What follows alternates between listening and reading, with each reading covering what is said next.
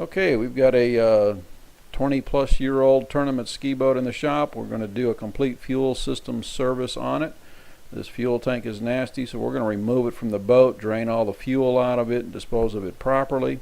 This fuel filter looks like it hasn't been changed in at least 5 years. We're also going to replace all of the fuel lines to the new alcohol type fuel rated fuel hose. This tank is, we got it halfway pressure wash, showing the difference. Here you see the entire tank now has been cleaned. The existing fittings have been blocked, and we're going to service this tank up on the bench. Stay tuned. There are three of the primary components of a tank. The round aluminum part on the left is the fuel sending unit. The center post is going to be where the pink wire from your gauge connects, along with a ground wire on that fitting.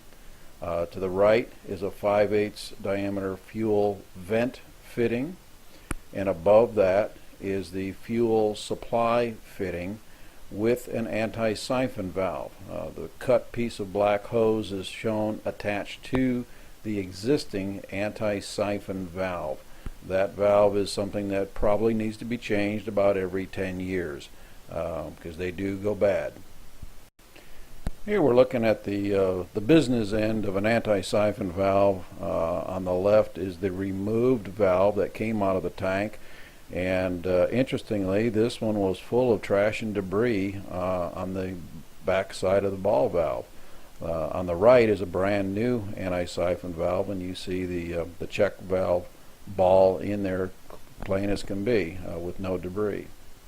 Taking a close look at the fuel fill hose, we notice that it's quite dry rotted, cracked, and very stiff. So we're going to go ahead and replace that with a new piece of hose.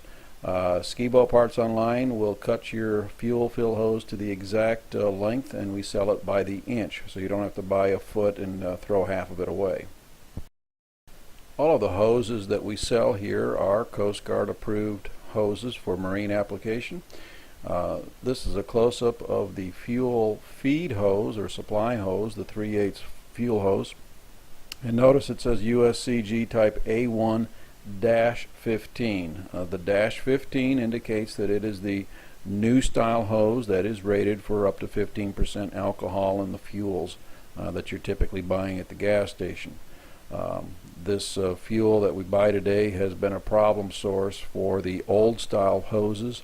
It's been known to deteriorate the interior of the hose and send debris up into the filtration system and sometimes into the carburetor and the needle and seat valve. So every boat that comes in the shop is going to get all its hoses replaced with the A1-15 hoses.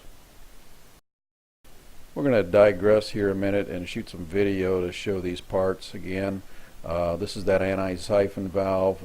No, they're not finger tight, folks. It's been pre-loosened up, but showing the trash that was inside, which is really odd. I've never seen that. Normally that anti-siphon valve is just full of corrosion and likes to stick. Here is the new one. Now, I already had it installed once, but I pulled it back out to show you. So yes, it will get new Teflon tape again when it goes back in the tank. The fuel intake or fuel supply tube, suction tube some call it, that again was finger tight because it had been loosened up already for inspection, but I wanted to show the tube. This one is just an angle cut. Some will have a screen at the bottom. The screen can be a cause of a blocked screen situation, but in this particular vendor, the tank manufacturer did not use a screen. Now we're going to go ahead and test the existing fuel sending unit with an ohm meter. I'm just checking the ohm meter to make sure that the ohm meter is working, and connect our lead, one to the case and one to the center post, and move the float arm up and down, and that meter should be reacting, but it's showing an open circuit. There is an open. This fuel sending unit is no good. So we're going to go ahead and just to show you what it should be doing, hook it up to the replacement sending unit. Again, your positive lead to the center post, the other lead goes to the case or ground. and you'll simply take the float arm and move it as if it was in the tank. And you see the meter now moving back and forth from a low resistance to a higher resistance. Looks like we're getting almost 180 ohms when it's empty, and it should be near zero when it's at the full mark. Not a complicated test, but it does show that the old sending unit was definitely bad. Moving right along, the tank has been put back into the boat. The new sending unit is installed and wired. Our fuel feed new hose has been installed in the back along with the vent hose, and next we're going to show you the proper way to put the loop in the vent hose if your boat requires it. Some low-profile ski boats like this one will require a loop in the vent hose. There's a right way and a wrong way. This is the correct way to generate your loop. It will allow the fuel to drain back either into the tank or overboard. If the loop were reversed and the hoses were entering and exiting from the top side, you create a trap. Trap is something you don't want because you will not allow the vapors to escape when you're filling the tank, and the tank will fight you every time you put your fuel fill nozzle in the tank to fill it. Sometimes if you're having trouble filling your tank, you may want to look at this to see if the loop has fallen down and or if the vent fitting has collected some debris like a wasp nest or something like that. But this is the correct formation for a tank vent loop. Here we're taking a sneak peek at the fuel fill hose, generally a pretty short piece of hose.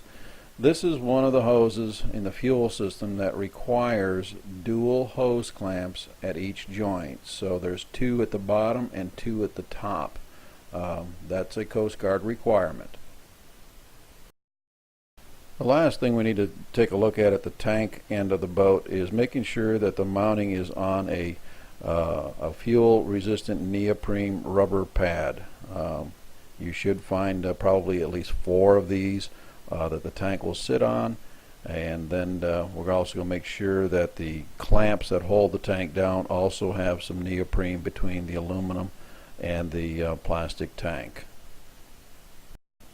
Well, the last thing in our list to do here is to replace the spin-on fuel filter. All our fuel lines have been run. We only recommend the finer 10 micron fuel filters on all the ski boats, mainly because of the poor fuels that we're getting and the alcohol in them and the problems that it creates. I hope this video has helped you keep your old ski boat running. That's what we try to do here, is keep these old boats going for a long time. If you have any questions, please give us a call or email us at SkiBoatPartsOnline.com. We're here to help keep these old classics running. Thank you and God bless.